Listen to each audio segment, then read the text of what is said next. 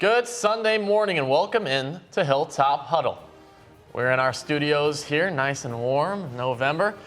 I'm Riley Underwood, joined alongside Ari Feinstein. And Ari, we're going to start by talking about the big game yesterday. Syracuse traveling out to the West Coast to play California in an ACC battle on actually the Pacific Coast, but they got back on track with this one, and the main reason for that was passing efficiency in the passing game. 7 different receivers caught the ball in this one, and Kyle McCord was on fire.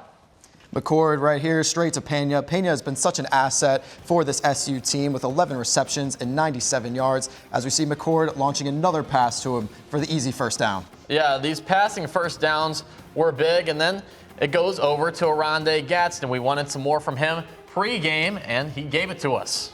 Yeah, absolutely, Riley. Gadsden has been so amazing this year, eclipsing the 100-yard total mark against UNLV, as we see Pena here again making a tough catch along the sideline. Gadsden also eclipsed the 100-yard mark in this game against California. Jackson Meeks also had a couple nice catches. The next one, the only receiving touchdown of the game for Syracuse. Jackson Meeks making a tough grab against the sideline, spin move, and he gets absolutely leveled, but holds on for the touchdown. Doesn't matter. He was happy with that one, doing a signature celebration after that. One more for good measure. Kyle McCord threading the needle in the third quarter to his man, Oronde Gadsden. Gadsden, such an asset for Syracuse this year. As we see the passing yard total, McCord was really spreading the rock with 323 passing yards. And the thing that sticks out to me in this one is the turnovers. The big point of emphasis coming into this game, how good California is at forcing turnovers. Came into the game second in the nation in turnover differential, and Syracuse, 0 turnovers. This was the first game all season that California has lost the turnover battle, and that was a big reason they won. McCord, we were a little bit worried about his 5-interception game against Pitt, but he really had a nice bounce-back performance against Cal. And a big reason that he's been so successful are his 3 big targets: Oronde Gadsden, Trevor Pena, and Jackson Meeks. They've been doing it not only yesterday, but all season long, and it's a big reason why he's been able to rack up so many passing yards throughout the year. Jackson Meeks, he has 6th in ACC in receiving yards, 2nd in the ACC in receptions, and his biggest asset is the speed that he brings to SU on those vertical routes where Kyle McCord could just launch it up and give Jackson Meeks an opportunity to make a nice grab on the sidelines. Oronde Gadsden, they move him between tight end and wide receiver, but he can really do both. He has the size of a tight end, but the speed of a wide receiver. He has wide receiver hands too. Definitely. And Trevor Pena, what an asset he's been this year for Syracuse. He leads the ACC in receptions, and he has just been amazing. Good job by Syracuse for unlocking his talents in his junior year. And it hasn't been just the passing game that's been so successful. It's been the rushing game too, especially yesterday. LeQuint Allen scoring 2 touchdowns on the ground. LeQuint Allen making a name for himself here at SU. He is so dynamic in the passing and rushing game. As we see here, LeQuint cutting to the left and taking it to the house for the score. LeQuint has truly been on fire in the second half of the season. 31-yard touchdown run from Allen, doing a little dance. That was his first of 2 dances he got to do in the end zone, making a man miss and a goal line situation and scoring the touchdown. And how about this, Riley, making the grab on the left side and hurdling the defender. Wow, what a catch from LeQuint, or what a hurdle from LeQuint Allen. Well, what a catch, too. Dumped it off to those screen passes. That's where they've been so successful in this one. And it's not just the rushing that stands out to you, it's the receiving, too. This guy has some of the best hands of a running back in the entire nation. These are receiving numbers right here. The 50 reception or wide receiver numbers here. 50 receptions, 393 yards, and 3 touchdowns. One of the biggest things I want to point out about LeQuint Allen is how everyone was so worried about him at the beginning of the season. He only scored 2 touchdowns, only eclipsed 200 or 400 or so yards. But the second half of the year, over 500 yards and 12 touchdowns. He has truly been immaculate for the Syracuse team. Yeah, and also the past few games, the rushing average, the yards per carry, hadn't really been there for LeQuint Allen. This one, nearly 5 yards a carry, stepping it up. And it's also been the man delivering the ball to all these targets. Kyle McCord, the Ohio State transfer. He's been so dynamic. He's 2nd in the nation in passing yards, right behind Miami's Cam Ward. Kyle McCord, he has thrown for 300 yards in every single game this year except for 1. This passing game has truly been revolutionized this season by Fran Brown, and it has been the anchor of this Syracuse offense. Yeah, he came into the game yesterday leading the nation in interceptions, but he's also one of the tops in passing touchdowns as well. It's what comes along with this air raid offense that Fran Brown and company has put in to the Orange, and it has been working. They've won 7 games so far, and they just got a big ACC win yesterday. But last week wasn't so big of an ACC win. It was an ACC loss when they traveled down to Chestnut Hill to play Boston College. A big reason for that loss was the rushing defense. Yeah, Riley, the rushing defense truly didn't have one of its best games against Boston College. Gave up 313 rushing yards. BC was doing everything to attack this rushing defense. Jordan McDonald here, 133 yards and a touchdown, and Kyle Robichaux with almost 200 yards and 2 touchdowns. Boston College took the win 37-31. Star quarterback Thomas Castellanos, he went out early, so Boston College only threw 13 total passes for 65 yards. Instead, they decided to hammer the ground, 51 carries for over 300 yards and over 6 yards per carry for the Eagles. Yeah, and after this game, Fran Brown was so adamant about fixing the run game heading into this week against Cal, and it definitely showed in this week's matchup.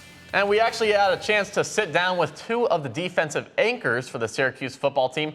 For that interview, we go over to Mackenzie Olson.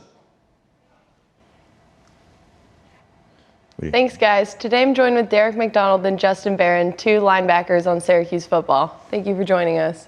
Thanks for having us, Mackenzie. Of course. Can you guys talk to me a little bit about your role this year on Syracuse football, given the new coaching staff and the new team? Yeah, it's definitely been a little bit different. I think for both of us, we're kind of older guys, so it's been transitioning from a new coach, just being able to kind of move into the future and set this program up for success. You know, for me, I've had a little bit different path than a lot of guys. You know, I came into college starting at wide receiver, and then I made the transition to safety after my first year, and then with new staff, about halfway through the season, I made it down to linebacker now. So it's been a different kind of journey for me, but it's been exciting nonetheless. Awesome. And given your new defensive coaches and their plan for the season, talk to me a little bit about their defensive plan and how it's different than the previous coaches you guys have had here. Yeah, I think especially this season, we've really kind of changed what we can do on defense from game to game. Our game plans are a lot more dynamic depending on who we're playing and kind of just where we're at, moving JB down a linebacker after Marlowe got hurt and being able to move from 3-down linemen to a 4-down front. We just have a lot of different pieces that we can move around, so it's very dynamic. Yeah, going off what Derek said, I think Coach Robinson's biggest goal is to be multiple, right? He wants to put guys in the best position to be successful no matter who we're playing, but he wants to do what's best for the defense and put guys in a position to be successful. Totally. And given your guys' season, I know you guys have been having a lot of away games, a lot of time on the road. You guys were gone almost all of October. Talk to me about what it's going to be like traveling to Cal and traveling cross country and how you guys are preparing for that. Yeah, it's definitely been kind of a different year as far as travel goes. We've already been to Las Vegas this year, which is further than we've gone, much further than we've gone in the past couple years. But just kind of going along with that, we've been able to prepare, and we left a day early for Las Vegas, which we'll do for Cal this week just to get adjusted to the time change. So it really isn't that bad. I think it's more of the flight back when you get back at 7 in the morning the next day. That's kind of tough, but it's not too bad because we get there early enough. Yeah, the biggest thing that changes for us is the preparation, right? Like we miss out on a day of practice, so we land and we have to practice when we get there. Like Derek said, the flight is kind of, I don't know, you can say daunting, I guess, but like it's just different from what we're used to. We're used to those 3-4 hour flights down to Florida, play Florida State and Miami, but now we're flying across the country to play guys who are in the ACC now, so it's just different for us. Mm-hmm. And I know, Justin, you're on your last year here as a 5th year, and Derek, you have another year as a senior. Talk to me about sort of the years of the ages of the players on your team and sort of what the future of SU football is looking like. Yeah, I think we have a lot of experienced guys, a lot of guys that are probably going to move on to the NFL or whatever they're looking to do in the future after this year. So next year's team will definitely be different. I think we still have a lot of pieces that will return, and obviously we've seen Coach Fran is really good at finding people and developing talent. So I'm not too worried about how the roster is going to kind of refill in the offseason. Yeah, going off of that, I think Coach Fran does a great job recruiting. All the young guys he's brought in I think they're talented, more talented than our recruiting classes were. You know, so him being able to turn the roster over quickly and do it with the new era of college football with NIL and being able to get multiple time transfers, it's really important for him and his staff to be able to turn that over. So I'm excited to see what they're going to do in the future. Totally. And building off your guys' success for the season, I know you guys have already secured 6 wins, so you guys are bowl eligible. Do you guys have any bowl predictions? Not yet. I mean, I think we're just focused on winning as many games as we can, finishing out the regular season the right way. Hopefully win the last 3 and then get to somewhere warm for a bowl game. That would be pretty nice. Yeah, that was what I was going to say too. Hopefully it's just somewhere warm. Obviously you don't really want to focus on that during the season, but you try and go week by week and hopefully end up somewhere warm at the end of the season. Awesome. Well, thank you so much, guys, for joining me. Back to you. Thanks so much, Mackenzie. And it's interesting how they've utilized Justin Barron with all those injuries in the secondary. They've kind of moved him to that hybrid linebacker role, playing a lot inside the box. But let's check out where Syracuse stands in the ACC. Next week, they have an out-of-conference game against a pretty good independent Connecticut team. And then for their season closer, Senior Day, they're playing a really good Miami team.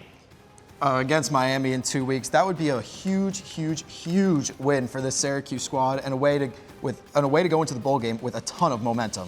Syracuse tied for 4th in the Atlantic Coast Conference. And how about Southern Methodist last night, barely hanging on against Boston College? They've had a pretty good 2-week stretch. Yeah, they've truly been a remarkable team this year. Had a big win a couple weeks ago against Pitt, and they've just rode their momentum to the top of the ACC standings. And we see California, yesterday's opponent, they are 1-5 in ACC play. They only need 1 win to become bowl eligible, but all those losses have come by less than 1 score, not closing games out for the Golden Bears. Syracuse out of the chances to play in the ACC title game, but still in the running for a pretty good bowl game. And we had a doubleheader yesterday. It wasn't just the football team. Men's basketball was in action in the Dome, went to double overtime. We'll tell you all about it after the break. Thanks for sticking with us, and welcome back in to Hilltop Huddle. We just talked about Syracuse football's big win yesterday against California, but now let's talk about their razor-thin game against Youngstown State. They've barely hung on to those first 2 games, first against Lemoyne, then against Colgate, and now they play Youngstown State team, and that was pretty close too. Yeah, Riley, it sure was. And I don't know if Syracuse fans can really feel good about these last few games against Lemoyne and Colgate, and now with Youngstown, as you see Eddie Lampkin driving to the hoop with a nice pass to Donnie Freeman to give Syracuse a quick lead early. Oh, that pass was sweet behind the back. He has really good vision for a big man. Yeah, and here we see J.J. Starling. He completely took over this game, had a career-high 38 points, as we see him yell for the layup there. Jaquan Carlos comes up with the steal. He's been kind of quiet these past few games, but a nice bucket there. And here, nice rebound in transition, passing it off to Jaquan, to Starling for 3. Bang! JJ absolutely on fire in this game and led the Orange to victory. J.J. Starling took over late in this one, and then there was a pass over to the Choppa, Elijah Moore for 3. I love the energy that Choppa shows, the confidence of taking that shot in that situation. Syracuse certainly loves to see that there. Donnie Freeman with a huge block. Chris Bell over to Lampkin. The hops. Not there, but the finish is. Lampkin was so awesome in this game. He scored 20 points and 13 rebounds, his first double-double in Syracuse uniform. This game went into double overtime. It was 73-73 at the end of the first period, and then the first overtime ended 86-86, and then it was even closer. But then Syracuse pulled away. Final score, Syracuse 104, Youngstown State, the Penguins 95 in double overtime. Riley, one of the biggest things that you can see here is the rebound total. Eddie Lampkin, Jair Davis, Donnie Freeman, all these guys are what Syracuse needed in this class, in this transfer and recruiting class, is height, and they've certainly got it here early on in the season. And the three-point shooting has been a bit of a struggle for this team so far. Just 23% against Youngstown State yesterday, but there were a couple of shining stars. J.J. Starling, 38 points. Donnie Freeman, he was big too. We were kind of waiting for him to put it together in this one. He scored 10 points against Lemoyne on 3 for 12 shooting, and he only scored 6 against Colgate. We're like, where's this bona fide 5-star recruit? But he really showed up yesterday against Youngstown State, finishing with a double-double. Donnie Freeman yesterday, he's really getting comfortable now in a Syracuse uniform. As you see here, getting super confident, posting up, and with a little spin move, laying it up and in. Donnie Freeman, if he gets hot and he starts to build confidence, it's going to be real scary for opponents. And he got hot in this one, very efficient from the floor, 8 for 13 shooting, 19 points, 12 boards. toss in 3 assists with that as well, and he had a big block also. The McDonald's All-American is truly coming into his own. He's really starting to become that power forward that SU has needed all of these years. Came in as the highest rated recruit since Carmelo Anthony. And you talked about it yesterday, Ari. The big commitment, Kyan Anthony, Carmelo's son, he's a bona fide stud too. Yeah, all these young guns that Syracuse has with Donnie Freeman, Elijah Moore, them coming together and really building something here at SU. His percentages so far this season have been pretty decent for his first 3 games, but we'll see how he steps up coming harder opponents. One of the better defensive players on this Syracuse squad, and he's been putting in work on the boards as well. And that's kind of come as a whole, what head coach Adrian Autry wanted to do, hit the portal hard. We need some more rebounding, and that's come from their transfers. 4-star transfers. This is the best transfer class that Syracuse has ever had. Yes, with Eddie Lampkin, Jair Davis, Jaquan Carlos. These 3 guys have certainly been coming into their own here in an SU uniform. Jaquan Carlos has gotten off to a tough start shooting the basketball, but he's still been such an asset with creating lanes and assists for his teammates. Yeah, Jaquan Carlos, an interesting case, did so well in those exhibition games. We expected a lot from him, and he has done well. He's changed the way this offense runs, but he's just shot 3 for 16 through the first 3 games.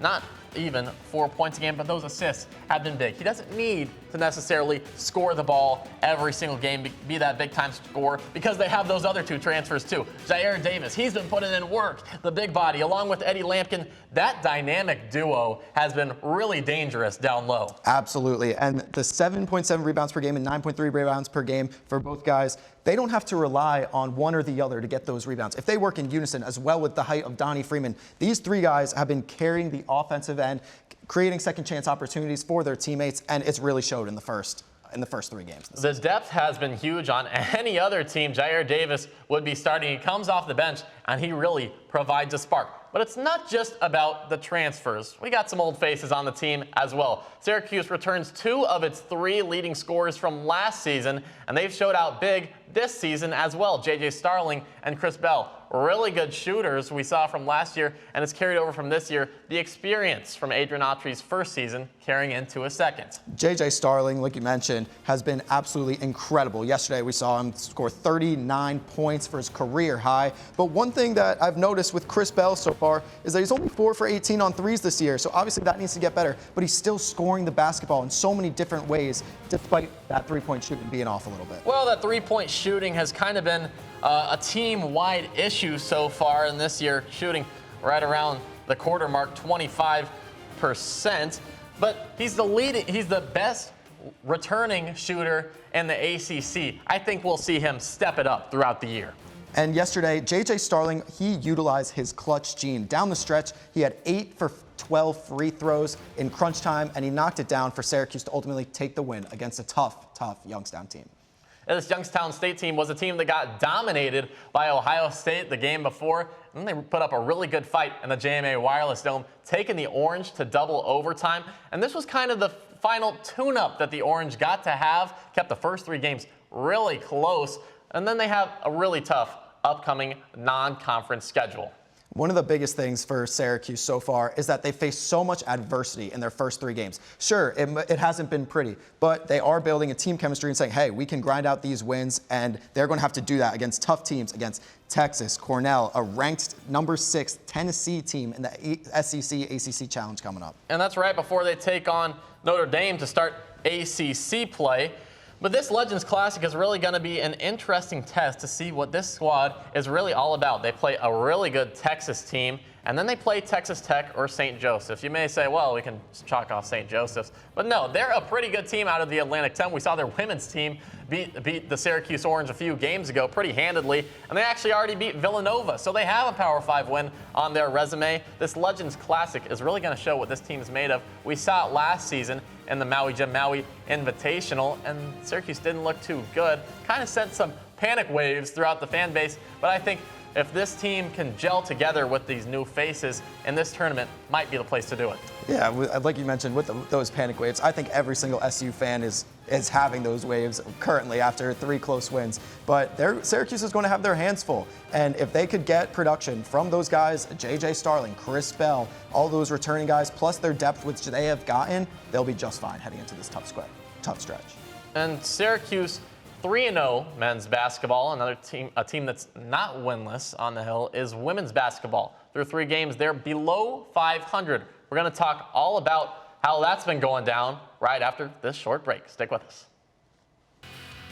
Welcome in to Syracuse, New York for our Hilltop Huddle Syracuse Sports Show. We're talking all about them. We talked about football. We've talked about men's basketball. Well, let's talk about the women's team, a team that's struggled so far this year. Welcome into our studios. I'm Riley Underwood, joined alongside Ari Feinstein. And this is a team that got their first win of the season, and then they lost to St. Joseph's by 14, and then they host a top 15 Maryland team in the JMA Wireless Dome, and they kept it close, but didn't come out with the win. Yeah, the biggest thing for this Syracuse team so far is really struggling to find their identity. They lost Aisha Fair last year going to the WNBA, so they've really just been trying to find that player who will step up. And in this one, it was kind of a lack of physicality, not closing out on those open shooters. Both teams shot really well from behind the arc. Syracuse went 8 for 18, that's nearly 50%. And Maryland shot 50%, 8 for 16 from 3. So both of these teams shot it really well. The free throw disparity was concerning, though. Maryland got to the line 24 times. Syracuse only 10. A lot of orange in foul trouble. Isabel Verajao got in foul trouble early. She fouled out only 13 minutes. And one of the biggest things also here is the turnover differential. You know, the first 2 games, Syracuse, they have really struggled to turn the ball over. They had over 50 in their first 2 games. Here, they did a little bit better against a tough Maryland team, but they still have to keep limiting those turnovers if they're going to come out on top against these tough opponents. And that's why they kept it so close. About 30 turnovers both the first 2 games, and that's why they weren't doing too well. But they limited the turnovers. They play arguably pretty well against a very nice Maryland Terrapin squad, and they've had some key players to do that as well. And it's been Georgia Woolley, Sophie Burrows, Kyra Wood. They've kind of been carrying the load for this team. And how about the 2 Aussies, Georgia Woolley and Sophie Burrows, their stats this season so far? Yeah, Georgia Woolley, she was phenomenal last year and really coming into her own this year. Last year, she got to work with Deasia Fair and Alyssa Latham, but now with both of them gone, she's really stepped up into her big role. Sophie Burrows as well, 11 points per game. Last year, she didn't see the floor too much as she was stuck behind Elena Rice, but now this year, 57.1 field goal percentage, and look at her 3-point percentage, 67.5, 2 of 3 of her 3-point field goals she's been able to knock down. Georgia Woolley and Sophie Burrows had big games, 17 and 13 points respectively, and combined they shot over 50% from beyond the arc. And another player that's had a good game against Maryland was Kyra Wood. We kind of saw her a little quiet in those first 2 games, but she finished with a double-double. She's big on the boards for the Orange. Kyra Wood has truly been remarkable. Her, as well as Dominique Camp, as well as those 2 freshmen, Shai Hawkins and Kira Scott, all 4 of them having the height that they do has been a tremendous help for this SU team. And they're going to have a chance to rebound, get back to 500 this afternoon. Right after our show, we're going to have tip-off of the Syracuse Fairleigh Dickinson women's basketball game, and that's a pretty good night squad.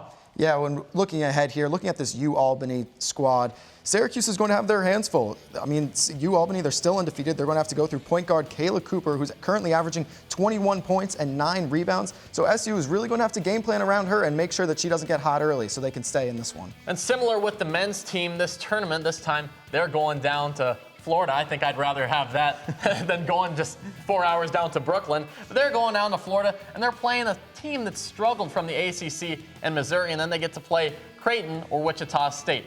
That tournament will be a major test for this Syracuse team. Absolutely. And even after these next 5 games, they face a really tough Notre Dame squad.